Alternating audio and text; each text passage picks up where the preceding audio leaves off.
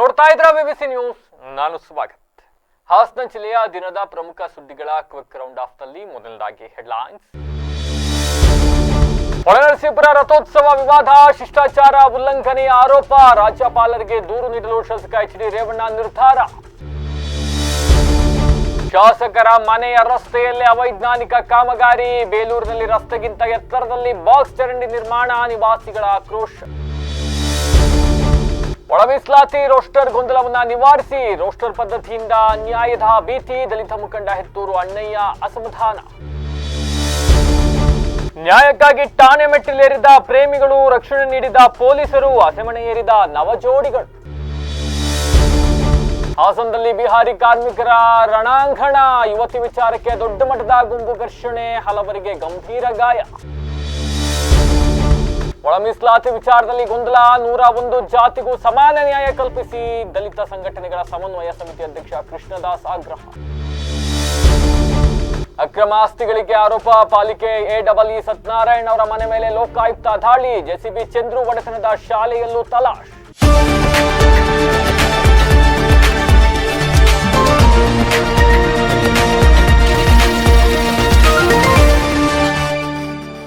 ವಾರ್ತೆಗಳ ವಿವರ.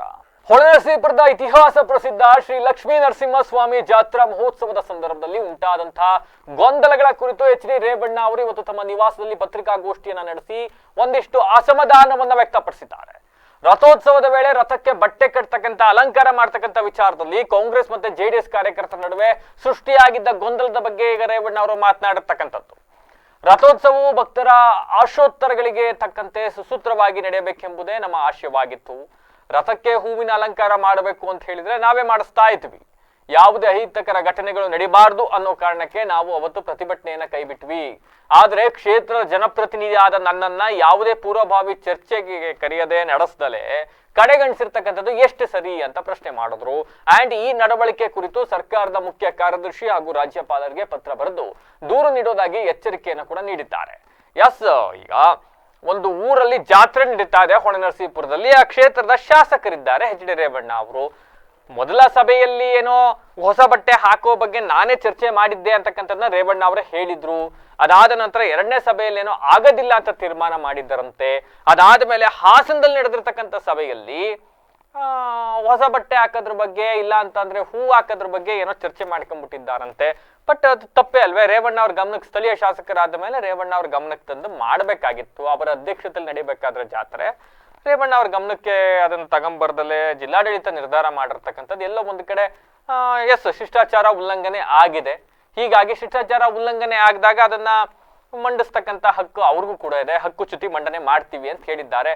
ಅಗತ್ಯವಾಗಿ ಮಾಡಬಹುದು. ಸಂಬಂಧಪಟ್ಟ ಅಧಿಕಾರಿಗಳ ವಿರುದ್ಧ ಆಗ ನೋಟಿಸ್ ಕೊಡ್ತಾರೆ, ಅವ್ರು ಉತ್ತರ ಕೊಡ್ಬೇಕಾಗತ್ತೆ. ಅದಕ್ಕೆ ಬೇರೆ ಅಂತಂದ್ಬಿಟ್ಟು ನಿನ್ನೆ MP ಅವರು ಬೇರೆ ಥರ ಮಾಡ್ತೀವಿ ಅಂತ ಮೊದಲು ಕಾಂಟ್ರಾಕ್ಟರ್ ತೋರಿಸಿ ಅಲ್ಲ, ನಿನ್ನೆ ಫೋಟೋ ತೋರಿಸಿ ಹೇಳಿದ್ರು, ಇಲ್ಲ ಈ ಥರ ನಮಗೆ DC ಅವ್ರ ಹತ್ರ ಒಪ್ಕೊಂಡ್ರದ್ದು ಈ ಥರ ಮಾಡೋದು ಅಲ್ಲ, DC ಹತ್ರ ಒಪ್ಕೊಂಡ್ರದ್ದು ಹೋಗುತ್ತೆ. ಯಾವ ಕಾಂಟ್ರಾಕ್ಟರ್ ಅದನ್ನು ತೋರಿಸ್ಬಿಟ್ಟು ಈ ಥರ ಮಾಡಿದ್ದಾರೆ. ಅದನ್ನ ಯಾರು ಹೇಳಿದರು? ಅಲ್ಲಪ್ಪ, ಸಲಹೆ ಕೊಟ್ಟರು ಯಾರು? DC ಅವರು ಇರಬೇಕು. DC ಕೊಟ್ಟಿದ್ರೆ ಯಾವ ಆಧಾರ ಕೊಟ್ಟರು? DC ಅವತ್ತು ಎಡಿಷನಲ್ SP ಎಲ್ಲ ಬಂದರು. ಹೌದು ಸರ್, ಇನ್ನು ಅರ್ಧ ಗಂಟೆ ಆದರೆ ಇದಾಗುತ್ತೆ ಸರ್, ಲಾಠಿ ಚಾರ್ಜ್ ಮಾಡಬೇಕಾಗುತ್ತೆ. 144ನ ಮಾಡೋಕ್ಕೆ ಡೈರೆಕ್ಷನ್ ಕೇಳಿದ್ರೆ 167 AC ರೈಟಿಂಗಲ್ಲಿ ಕೊಟ್ಟಿದ್ವಿ ಸರ್. ನಾವು DYSP ರೈಟಿಂಗಲ್ಲಿ ಕೊಟ್ಟಾರೆ, ತಹಸೀಲ್ದಾರ್ ರೈಟಿಂಗಲ್ಲಿ ಕೊಟ್ಟಾರೆ. 144 ಲಾಠಿ ಚಾರ್ಜ್ ಮಾಡಿದ್ವಿ. ಆಮೇಲೆ DC ನನ್ನ ಮಗನಿಗೆ ಫೋನ್ ಮಾಡಿ 3 ವರ್ಷ ತೇರು ನಿಲ್ಲಿಸ್ತೀವಿ, ನೀವು ಯಾರು ಒಪ್ಪಿಗೆ. ನನಗೆ ಯಾಕಪ್ಪ, ನಮ್ಮಿಂದ ತೇರಾಗಿ ನಮ್ಮ ಮರ್ಯಾದವರು ಪರವಾಗಿಲ್ಲ, DCಗೆ ಫೋನ್ ಮಾಡ್ತಾರೆ, ಮಾಡಿ ಇನ್ನೆದುರುಗಡೆ ಮಾತಾಡಿದೆ, ಎಲ್ಲ ವಿಷಯ ಹೇಳಿದೆ. ವೆಂಕಟೇಶ್, ನಮ್ಮ ಮರ್ಯಾದವರು ಪರವಾಗಿಲ್ಲ, ತೇರು ನಿಲ್ಬಾರ್ದು, ಜನಕ್ಕೆ ತೊಂದರೆ ಆಗ್ಬಾರ್ದು ಅಂತ ನಾನು ಅದೇನು ಮಾಡ್ಕೊಂಡಪ್ಪ ಅಂತ ಶಾಂತಿನಿತ್ಯ ಮಾಡ್ಕೊಳ್ಳಿ, ಯಾವ ಗಲಾಭೆ ಮಾಡ್ಕೊಳ್ಳಿ ಸ್ಟೇಜಿಗೆ ಬಂದಿದ್ಬಿಟ್ರೆ ಇನ್ನೇನಾರು ಹೇಳ್ತೀನಿ. ಇಲ್ಲ, ಆ ಹೊಸ ಬಟ್ಟೆ ಹೊಲಿಯೋಕ್ಕೇನೋ ಬಂದಿದ್ರಂತೆ, ಟೈಲರು ಅವ್ರನ್ನ ಹೊಡೆದು ಒಪ್ಪಿಸಿದ್ರಂತೆ. ನೋಡಿ, ಹೊಸ ಬಟ್ಟೆ ಹೊಲಿಯೋಕ್ಕೆ ಬಂದಿದ್ದು ನಮ್ಮ ಬಟ್ಟೆ ತರಿಸಿದ್ವಿ ಇಲ್ಲ, ಮೀಟಿಂಗಲ್ಲಿ ಹೇಳ್ಬೋದಾಯ್ತಲ್ಲ, ಬಟ್ಟೆ ತರಿಸಿದ್ವಿ ಸರ್ ಅಂತ. ಇವ್ರು ಬಟ್ಟೆ ಎಲ್ಲ ತರಿಸ್ಕೊಂಡು ಅದ ಯಾರ್ಯಾರು ಗಲಾಟೆ ಮಾಡಿದ್ರು ಗೊತ್ತಿಲ್ಲ, ನಾನಿದ್ದು ಅದು ವಿಷಯ ಗೊತ್ತಿಲ್ಲ ನನಗೆ. ಏನೋ ನನ್ನಿಂದ ಬಗ್ಗೆ ಮಾತಾಡ್ತೀನಪ್ಪ, ಇವ್ರು ಯಾರ್ಯಾರು ಏನೇನು ಒಳಗೆ ಏನೇನು ಮಾತಾಡ್ಕೊಂಡವರು ನನಗೆ ಗೊತ್ತಿಲ್ಲ. ಬೇಲೂರಿನ ಶಾಸಕರಾಗಿರ್ತಕ್ಕಂಥ ಎಚ್ ಕೆ ಸುರೇಶ್ ಅವರು ವಾಸ ಇರ್ತಕ್ಕಂಥ ವೈಕುಂಠ ಬೀದಿ ರಸ್ತೆಯಲ್ಲೇ ಅವೈಜ್ಞಾನಿಕ ಕಾಮಗಾರಿ ನಡೀತಾ ಇದೆ. ರಸ್ತೆ ಮಟ್ಟಕ್ಕಿಂತ ಎತ್ತರವಾಗಿ ಚರಂಡಿ ಬಾಕ್ಸ್ ಗಳನ್ನ ನಿರ್ಮಾಣ ಮಾಡಿದ್ದಾರೆ. ಈ ಬಗ್ಗೆ ಗುತ್ತಿಗೆದಾರರು ಇಂಜಿನಿಯರ್ ಅವರನ್ನ ಕೇಳಿದ್ರೆ ಉಡಾಫೆಯಿಂದ ಉತ್ತರ ನೀಡ್ತಾ ಇದ್ದಾರೆ ಅಂತ ಹೇಳಿ ಸ್ಥಳೀಯ ನಿವಾಸಿಗಳು ಆಕ್ರೋಶವನ್ನ ವ್ಯಕ್ತಪಡಿಸಿದ್ದಾರೆ. ಇತಿಹಾಸ ಹಿನ್ನೆಲೆ ಉಳ್ತಕ್ಕಂಥ ಬೇಲೂರಿನ ಶಾಸಕರು ಹುಲ್ಲಳ್ಳಿ ಸುರೇಶ್ ಅವರು ಯಾವ್ದೋ ಭಾಷಣ ಮಾಡ್ಬೇಕಾದ್ರೆ ಅಲ್ಲೆಲ್ಲ ಹೇಳ್ತಾ ಇದ್ರಂತೆ, ಬಹಳ ಅಚ್ಚುಕಟ್ಟಿನ ಒಳ್ಳೆ ಕಾಮಗಾರಿ ನಡೆಸ್ತಾ ಇದ್ದೀವಿ, ಗುಣಮಟ್ಟದ ಕಾಮಗಾರಿ ನಡೆಸ್ತಾ ಇದ್ದೀವಿ, ಅದಂತದ್ದು ವೈಕುಂಠ ರಸ್ತೆಯಲ್ಲಿ ಹಂಗೆ ಹಿಂಗೆ ಅಂತ.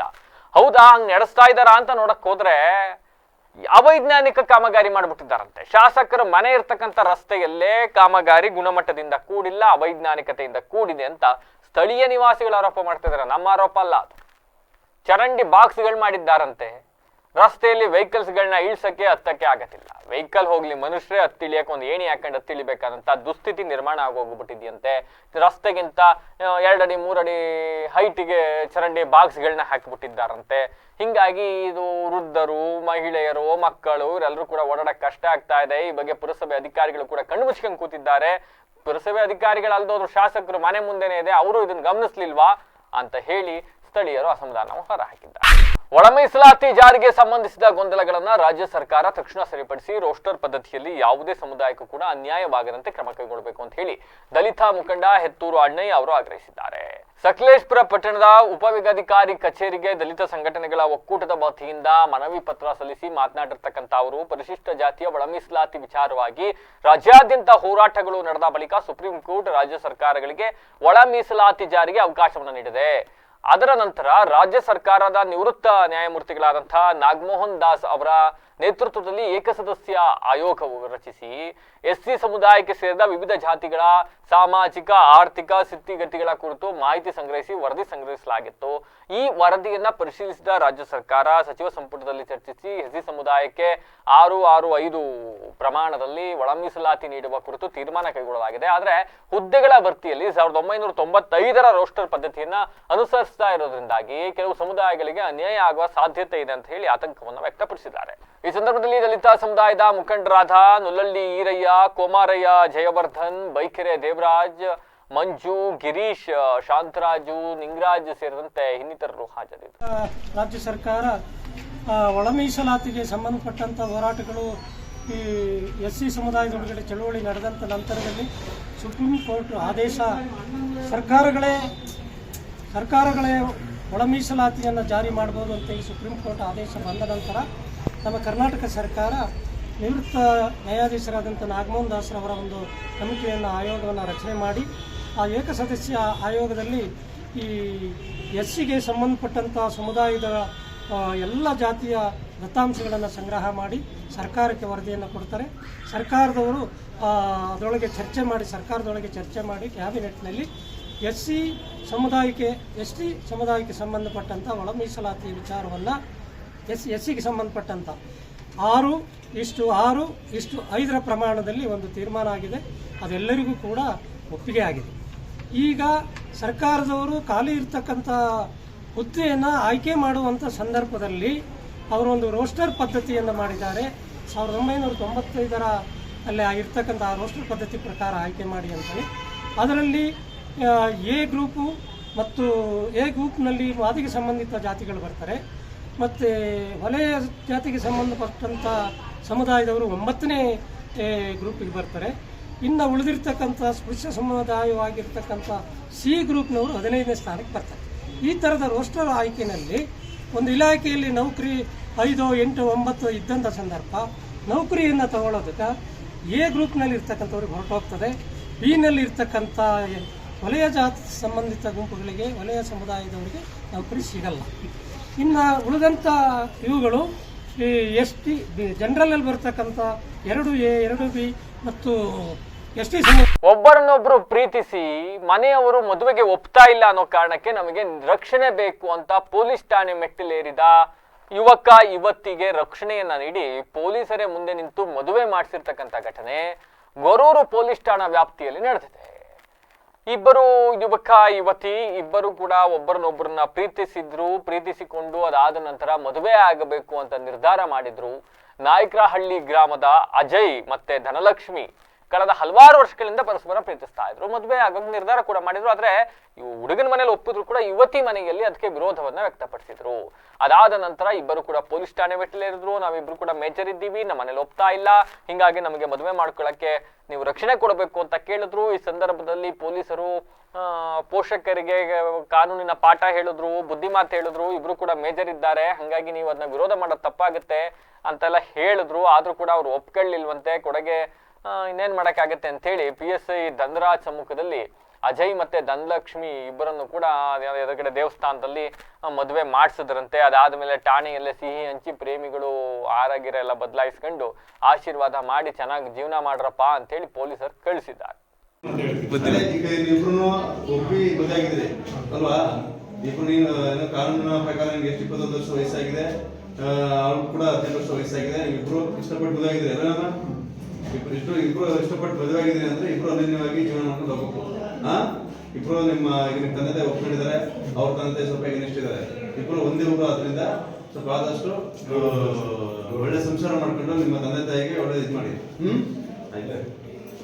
ಹಾಸನದ ಬಿಟ್ಗೋನಹಳ್ಳಿ ಸಮೀಪ ನೆಲೆಸಿರ್ತಕ್ಕಂಥ ಬಿಹಾರಿ ಮೂಲದ ಕಾರ್ಮಿಕರ ಕುಟುಂಬಗಳ ನಡುವೆ ಕ್ಷುಲ್ಲಕ ಕಾರಣಕ್ಕೆ ಆರಂಭವಾದ ಜಗಳ ರಣರಂಗವಾಗಿ ಮಾರ್ಪಾಡಾಗ್ಬಿಟ್ಟಿದೆ. ಹುಡುಗಿಯೊಬ್ಬಳ ವಿಚಾರವಾಗಿ ಎರಡು ಗುಂಪುಗಳ ನಡುವೆ ಮಾತಿನ ಚಕಮಕಿ ಆರಂಭವಾಗಿದೆ. ನೋಡ್ತಿದ್ದಂತೆ ಜಗಳ ವಿಕೋಪಕ್ಕೆ ತಿರುಗಿದೆ. ಪರಸ್ಪರ ಹಲ್ಲೆ ಮಾಡ್ಕೊಂಡಿದ್ದಾರೆ, ರಕ್ತ ಬರಂಗ್ ಒಡೆದಾಡಿದ್ದಾರೆ. ಹೋಳಿ ಆಚರಿಸ್ತಾ ಇದ್ರಂತೆ. ಈ ಸಂದರ್ಭದಲ್ಲಿ ಯಾವುದೋ ವಿಚಾರಕ್ಕೆ ಪ್ರಾರಂಭವಾದ ಜಗಳ. ಸ್ಥಳೀಯರು ನೀಡಿದ ಮಾಹಿತಿ ಪ್ರಕಾರ ಬಿಹಾರದಿಂದ ವಲಸೆ ಬಂದು ಇಲ್ಲಿ ತೋಟಗಳಲ್ಲಿ ಅಲ್ಲಿ ಇಲ್ಲಿ ಕೆಲಸ ಮಾಡಕ್ಕೆ ಇವರೆಲ್ಲ ಇರ್ತಾರೆ. ಇವ್ರನ್ನ ಬೆಳಗ್ಗೆ ಬಂದು ಕರ್ಕೊಂಡು ಹೋಗ್ತಾರೆ, ಸಂಜೆ ಇಲ್ಲಿಗೆ ಬಿಟ್ಟು ಹೋಗ್ತಾರೆ. ಅವರಗಳ ನಡುವೆ ಈಗ ಈ ಸಂಘರ್ಷ ಏರ್ಪಟ್ಟಿರ್ತಕ್ಕಂಥದ್ದು. ಇವತ್ತಿಯೊಬ್ಬಳ ವಿಚಾರಕ್ಕೆ ಸಂಬಂಧಪಟ್ಟಂತೆ ಮನಸ್ತಾಪ ದೊಡ್ಡ ಜಗಳಕ್ಕೆ ಹೋಗಿ ಇವೆಲ್ಲ ಆಗೋಗ್ಬಿಟ್ಟಿದೆ. ಇನ್ನು ಗಲಾಟೆ ತಾರಕಕ್ಕೇರಿ ಮನ್ಸಿಗೆ ಬಂದಂಗೆ ಒಡೆದಾಡ್ಕೊಂಡಿದ್ದಾರೆ, ರಕ್ತ ಬರೆಸ್ಕೊಂಡಿದ್ದಾರೆ. ಅದಾದ್ಮೇಲೆ ಗಲಾಟೆ ನಡೀತಾ ಇದೆ ಅಂತ ನೋಡಿದವ್ರು ಪೊಲೀಸರಿಗೆ ಫೋನ್ ಮಾಡಿದ್ದಾರೆ. ಪೊಲೀಸರು ಬಂದು ಅದೇನು ಕ್ರಮ ತಗೊಂಡಿದಾರೋ ಗೊತ್ತಿಲ್ಲ. ಒಟ್ಟಿನಲ್ಲಿ ಪೊಲೀಸರೇನೋ ಸ್ಥಳಕ್ಕೆ ಹೋಗಿದ್ರಂತೆ. ಸ್ನೇಹಿತರೆ, ಇದು ಬಿಹಾರಿಗಳು ಹಾಸನದಲ್ಲಿ ಗಲಾಟೆ ಮಾಡ್ತಿರೋದು. ಪ್ರತಿದಿನ ಇದೇ ರೀತಿ ಗಲಾಟೆ ಆಗ್ತಾಯಿದೆ. ತಮ್ಮ ಏರಿಯಾಗಳಲ್ಲಿ ಮನೆಗಳು ಕೊಟ್ಟು ಈ ರೀತಿ ಗಲಾಟೆಗಳನ್ನು ಆಗಿನ ಇವ್ರಿಗೆ ಮನೆ ಕೊಡದೇ ಶಾಂತಿಯಾಗಿರೋದೇ ಬೆಟರು. उधर से लागा गाड़ी देने उनको रुका के मारे। वो कौन आदमी कौन? वो उपेंद्र नाम है तुम्हारा ही आदमी क्या? बिकेनल्ली से उपेंद्र नाम है। वो चप्पू लेके आया, चप्पू इधर मारा, लाया रोड लाया, इधर मार के चप्पू मार दिया। वो अकेला क्या? नहीं 10-20 आदमी, 20 आदमी अंकल 20 भाई के मारा, इसका भी मुंडी फोड़ा, मेरा भी मुंडी, चप्पू मारा चप्पू। ये लड़की का मैटर बोले ना कैसा रहा था, उसको जबरदस्ती नटी दाब के ले गया है। मेरे को मारा, हमको सब आप किधर है रे? ये चप्पू से मारा इधर में। देखो एक खून लगा है, देखो इधर गिरा है भाई। वो उधर से आके मारा हम लोग का।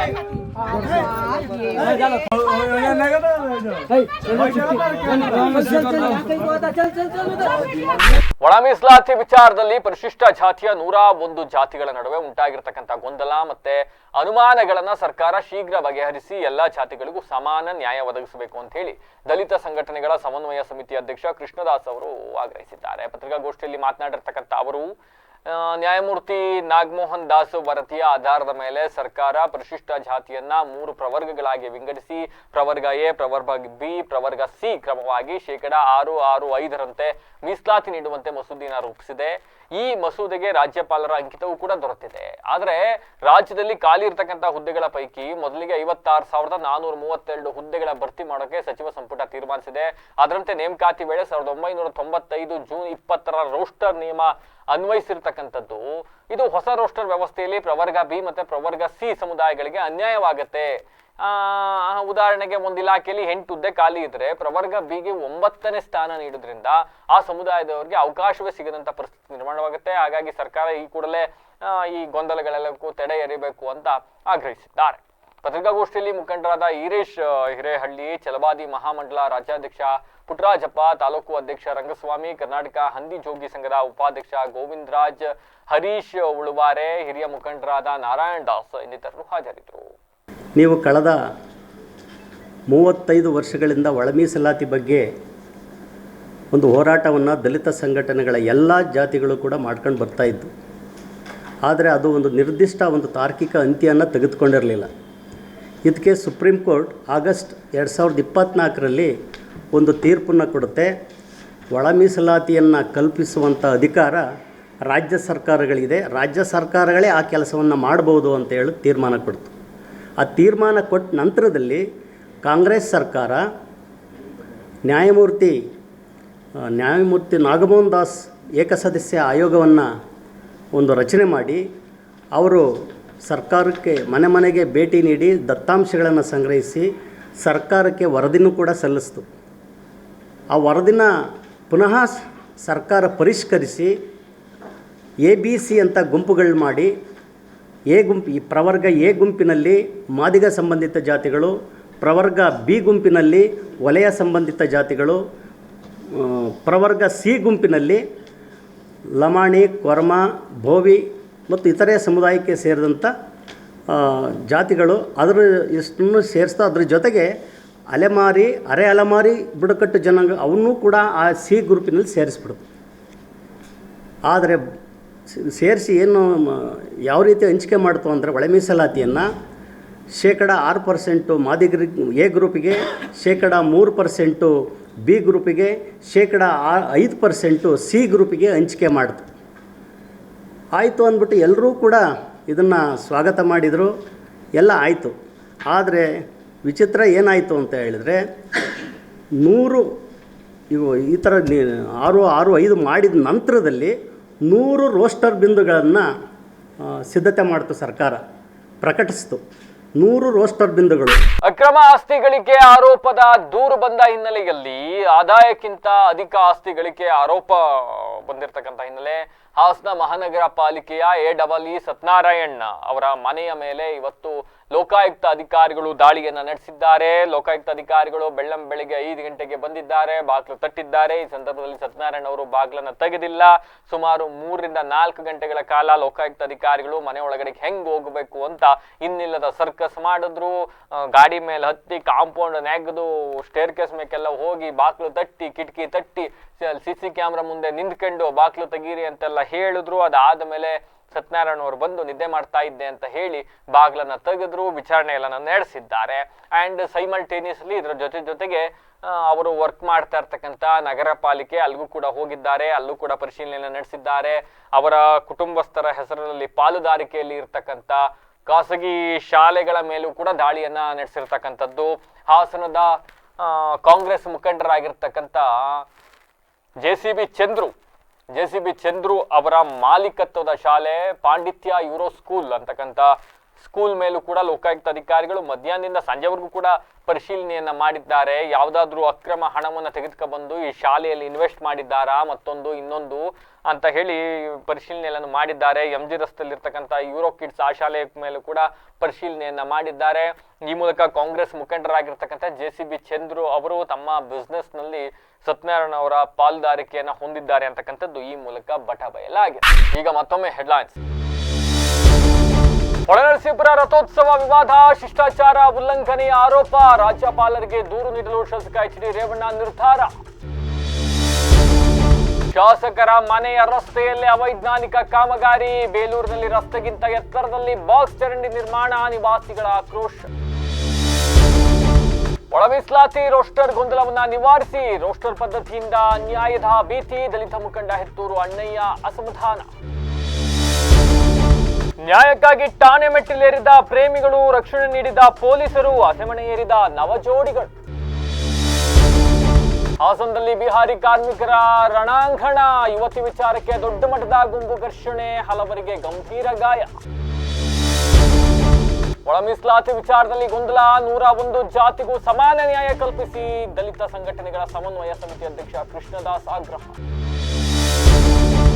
ಅಕ್ರಮ ಆಸ್ತಿಗಳಿಗೆ ಆರೋಪ, ಪಾಲಿಕೆ AEE ಸತ್ಯನಾರಾಯಣ್ ಅವರ ಮನೆ ಮೇಲೆ ಲೋಕಾಯುಕ್ತ ದಾಳಿ, JCB ಚಂದ್ರು ಒಡೆತನದ ಶಾಲೆಯಲ್ಲೂ ತಲಾಶ್. ಇದಾಗಿತ್ತು ಹೊತ್ತಿನ ವಿಶೇಷ. ನಿರಂತರ ಸುದ್ದಿಗಾಗಿ ನೋಡ್ತಾ ಇರಿ BBC TV, ಸತ್ಯದ ಕಡೆ ನಮ್ಮ ನಡೆ.